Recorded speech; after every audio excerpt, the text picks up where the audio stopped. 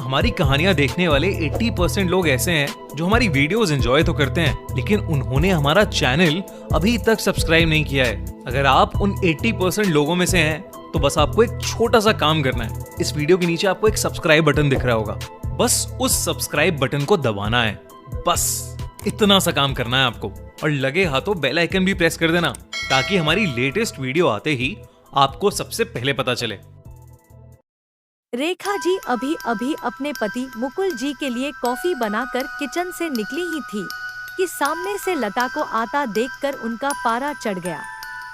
रेख जी, जब सारा काम हमें ही करना है तो तुम्हारा क्या काम है यहाँ? तुम्हें पता नहीं है कि हमें सुबह उठते ही कॉफी पीने की आदत है। लता, मांझी मैं आ ही रही थी, लेकिन रवि को जल्दी ऑफिस जाना था, उनके कपड़े प्रेस करने में टाइम लग गया। रेखा जी, बस हर बात में बहाना पहले ही तैयार रहता है। लता को शादी करके आए अभी केवल 4 महीने ही हुए थे। यहाँ आकर उसे ऐसा लगने लगा था जैसे किसी जेल में आ गई है। उसे कहीं जाना हो तो परमिशन लेनी पड़ती थी। कोई गलती हो जाए तो पनिशमेंट मिलता था। सास, ससुर और पति तीनों ही एक सुर में उसका विरोध करते थे। कभी कभी तो मन करता कि यहाँ से भागकर अपने पापा के घर चली जाए, लेकिन पापा हार्ट पेशेंट हैं। यह सब उन्हें पता लग गया तो न जाने क्या अनर्थ हो जाएगा। यही सोचकर सब बर्दाश्त करती रहती थी। लता ने जल्दी जल्दी सबके लिए नाश्ता बनाया, उसके बाद रवि को टिफिन पैक करके दे रही थी।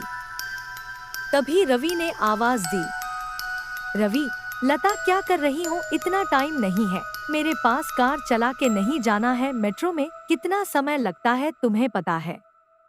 जरा सा लेट पहुंचो तो ऑफिस में सुनना पड़ता है। रवि की एक एक बात इस बात की ओर इशारा था कि उसके पिता ने कार नहीं दी थी, लेकिन वह अब सब सुन लेती है।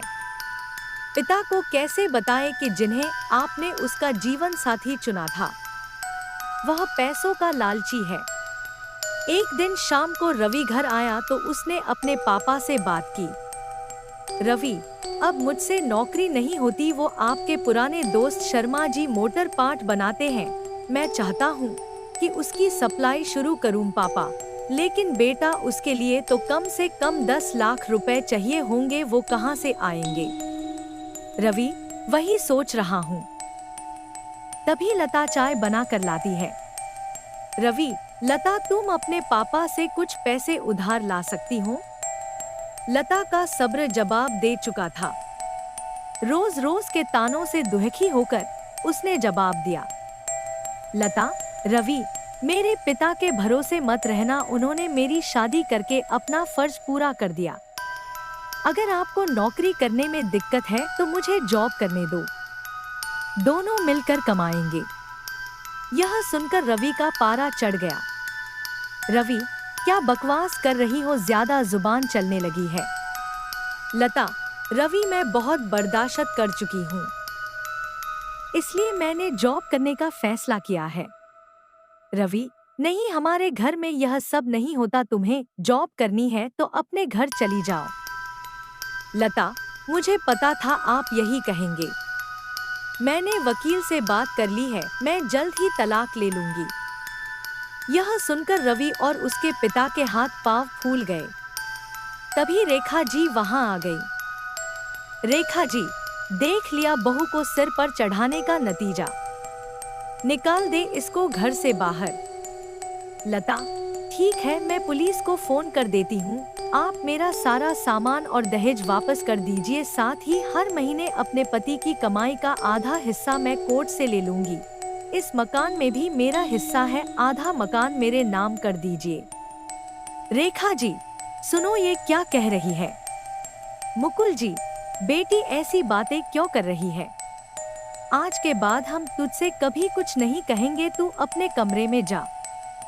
लता, नहीं पापा जी, बहुत बर्दाश्त कर चुकी मैं, अब मुझसे ये दिन भर के ताने बर्दाश्त नहीं होते। आप लोग इतने लालची होंगे ये मैंने कभी सपने में भी नहीं सोचा था। रेखा जी, इसके बाप को फोन करके बुलाइए, इसके मुंह लगने से अच्छा है उनसे डायरेक्ट बात करते हैं। लता, मांझी मेरे पिता हार्ट पेशेंट हैं। अगर इस बात को सुनकर उन्हें कुछ हो गया तो इसके जिम्मेदार आप लोग होंगे। रवि, ये तुम्हें क्या हो गया? आज से पहले तो तुमने कभी ऐसी बात नहीं की। लता, मैं आज तक आपके और मम्मी पापा जी के हर ताने को बर्दाश्त करती रही। 20 लाख रुपए मेरे पापा ने शादी में खर्च किए, फिर भी आपको कार चाहिए, बिजनेस करने के लिए पैसा चाहिए। लता ने उसी समय अपना सामान पैक किया और घर छोड़ दिया। जाने से पहले उसने अपने सास ससुर और पति तीनों को कहा, लता, अगर मेरे पापा को आपने कुछ बताया तो मैं आपको अरेस्ट करा दूंगी। तलाक का नोटिस आपको मिल जाएगा, चुपचाप साइन कर देना। लता वहां से निकलकर अपनी एक सहेली के फ्लैट में पहुंच गई। एक दिन पहले उसी ने उसे हक के साथ अपना आत्मसम्मान बचाने के लिए समझाया था। लता, कोमल, मैं आ तो गई हूँ, लेकिन अब आगे क्या होगा? कोमल, चिंता मत कर, मैंने बात कर ली है, मेरे ऑफिस में जगह खाली है, कल से तू जॉब करेगी और मेरे साथ रहेगी। 1 महीने तक जॉब करने के बाद लता एक दिन अपने घर जाती है और पिताजी को सारी बात बताती है। उसकी बात सुनकर उसके पिता कहते हैं, पिता, बेटा, मुझे तूने क्यों नहीं बताया? लता, पापा, आपने मेरे लिए बहुत कुछ किया है, अब मैं आपको परेशान करना नहीं चाहती थी।